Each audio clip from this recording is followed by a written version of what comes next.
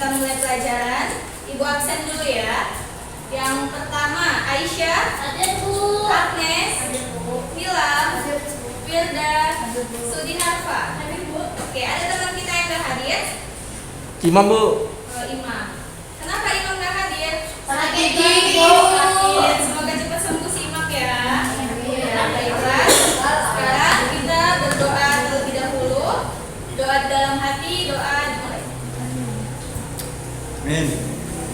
Doa selesai. Nah, setelah minggu lalu kita belajar tentang 25 Nabi dan Rasul, hari ini kita akan belajar tentang akhlak terpuji. Kenapa sih Bu kita harus belajar tentang akhlak terpuji? Nah, kalau sekarang kita lihat di luar-luar nih, kok banyak ya anak-anak yang akhlaknya itu kalau kita bilang sekarang minim akhlaknya. Sama orang tua bentak-bentak, disuruh nggak mau nurut, sama gurunya juga nggak ada sopan santunnya.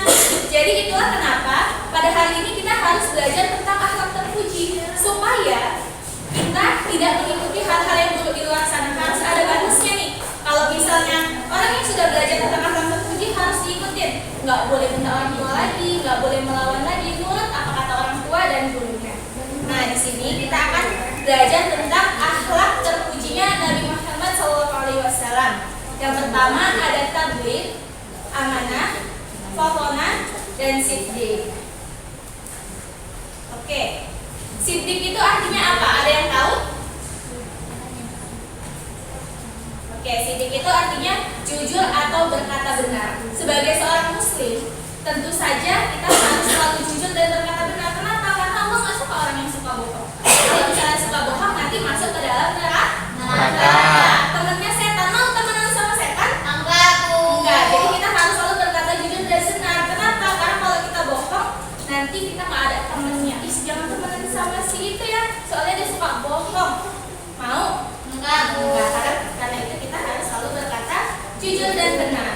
Kemudian yang kedua adalah amanah. Amanah ini adalah orang yang dapat dipercaya. Kalau sekarang tuh contohnya kayak pejabat-pejabat yang udah dikasih kepercayaan sama rakyat, malah korupsi, malah bohong. Nah itu tidak boleh, harus menjalankan amanahnya dengan benar. Kalau di kelas apa Bu contohnya? Ketua kelas, sekretaris, bendahara itu kan sudah diberikan amanah oleh guru dan teman-teman. Jadi harus menjalankan amanah dengan baik. Nah apa sih Bu hadisnya? Bahwasanya Nabi Muhammad SAW menyampaikan tidaklah sempurna seorang iman seseorang yang tidak menjaga amanah. Jadi kalau misalnya kita tidak bisa menjaga amanah, maka imannya itu cacat, tidak sempurna. Kemudian ada lagi nih dalil Allah yang bilang di Quran surah An-Nisa ayat 58 yang artinya sesungguhnya Allah menyuruh kamu menyampaikan amanah kepada yang berhak menerimanya dan menyuruh kamu apabila menetapkan hukum di antara manusia supaya kamu menetapkannya dengan adil. Sungguh Allah memberi pelajaran yang sebaik-baiknya kepadamu. Sesungguhnya Allah Maha mendengar dan Maha melihat. Nah, maksudnya apa? Jadi sekalipun nih kita malam-malam misalnya ada nih seorang pejabat, waktu nggak ada orang dia palsukan tuh pembukuannya dengan beberapa orang, misalnya 2 atau 3 orang, kemudian nggak ada yang lihat, tapi kan Allah Maha lihat, ya kan? Allah tahu tuh bahwasannya ini pejabat ini nggak jujur, berarti dia adalah orang yang tidak menjalankan amanah. Kemudian yang berikutnya adalah fatonah. Fatonah itu apa? Pandai atau cerdas. Nah kalau misalnya kita sebagai pelajar, cerdas itu apa? Ngerjain PR, kalau disuruh sama gurunya nurut. Terus kalau misalnya mukmin, cerdasnya apa? Ada hadisnya nih, hadis riwayat At-Tirmidzi. Orang yang paling banyak dalam mengingat kematian dan paling siap menghadapinya, mereka lah manusia yang paling cerdas. Mereka pergi dengan membawa kemuliaan di dunia dan kehormatan di akhirat. Jadi ketika kita sebagai pelajar udah cerdas nih, udah ngerjain PR, disuruh gurunya nurut, belajar yang rajin, kemudian kita juga harus banyak-banyak mengingat kematian. Kenapa? Karena kita nggak tahu kapan kematian menghampiri kita. Bisa jadi nanti di jalan, atau bisa jadi 1 tahun lagi, bisa jadi kita nggak mati-mati nih sampai nanti hari kiamat matinya. Kita nggak ada yang tahu kan?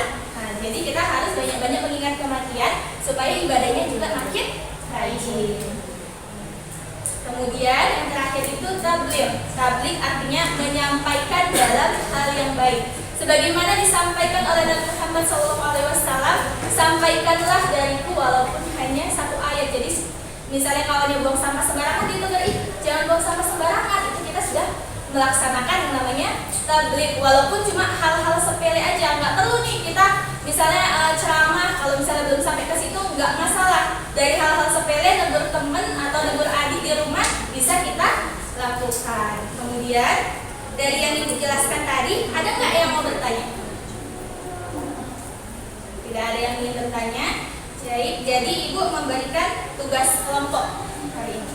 Tugas kelompoknya adalah kalian mencari contoh akhlak terpuji. Kerja kelompoknya sama teman sebangkunya aja. Nanti ibu pilih perwakilan 2 atau 3 orang untuk maju ke depan. Bisa?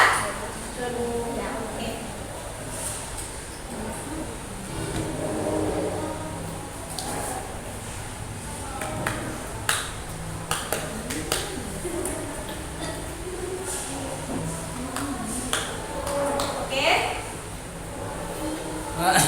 Sudah selesai?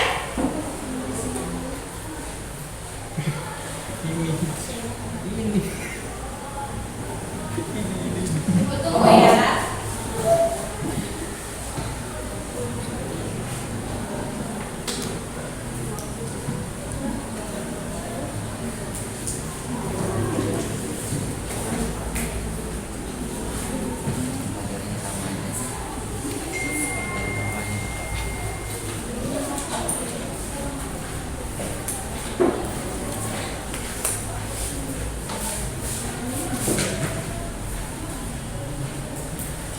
Oke, kalau sudah ibu pilih perwakilan yang memaparkan hasil diskusi dengan teman sebangkunya. Nadia sudah siap kan? Ya, Nadia bisa maju.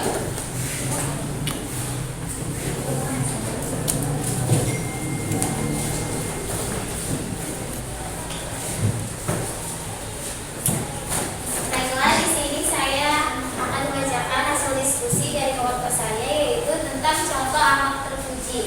Ada banyak sekali contoh akhlak terpuji. Salah satunya adalah menghormati yang lebih tua, menyayangi yang lebih muda, berbuat baik, berlaku dan berkata jujur. Baiklah, terima kasih. Oke, kita kasih tepuk tangan untuk dia. Ada lagi yang ingin maju? Bilang sudah selesai? Oke, ada lagi yang sudah selesai? Sakila, Bu. Ayo, Sakila maju. Oh, belum juga. Oke.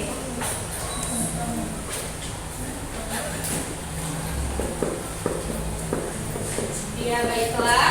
Mungkin kalian sudah paham tentang akhlak terpuji karena tadi beberapa sudah ibu berikan contohnya. Jadi ibu hari ini mau kasih PR. PR-nya apa bu? Tugas, yaitu ciri-ciri akhlak terpuji. Dikumpulnya minggu depan. Jadi jangan ada yang nggak ngerjain PR. Kalau misalnya ada yang nggak ngerjain PR, nanti tugasnya ibu gandakan. Jadi 2 lembar. Oke? Ya, baiklah. Sebelum itu, mari kita akhiri dengan doa. Doa dimulai. Doa selesai. Ibu akhiri billahi taufiq wal hidayah. Wassalamualaikum